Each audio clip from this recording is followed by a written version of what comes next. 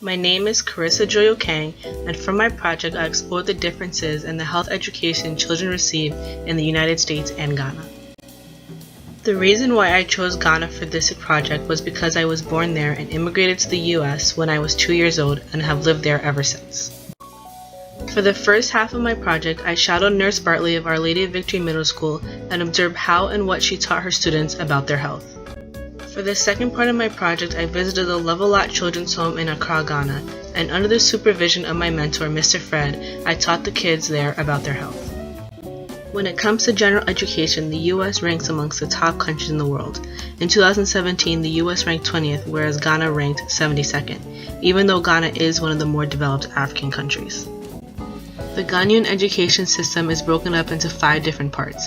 Children start in kindergarten for 2 years, then move on to primary school, which lasts 6 years. They then graduate to junior high school, which is 3 years and is analogous to US middle schools. Next is senior high school, which is also 3 years, unlike the 4 years we do here in the States. Finally, the kids either move on to university or go to a vocational school. Because of the obvious difference in the wealth and development of these two nations, I wanted to see how this affected the health education children receive. I felt that this was important because knowing about your health and how to take care of yourself is important for every child. During my shadowing sessions with Nurse Bartley, I observed many things. I watched the little things she would do with her students so they could learn how to take care of themselves. While taking care of their needs, she would give them easy-to-use advice to ensure that their health was a priority.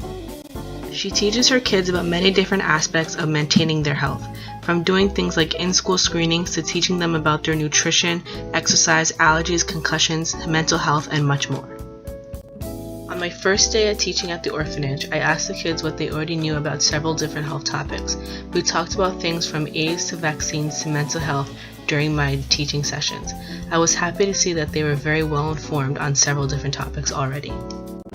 But for other topics like mental health, they did not know as much, especially because of the stigmas and stereotypes surrounding a topic like this.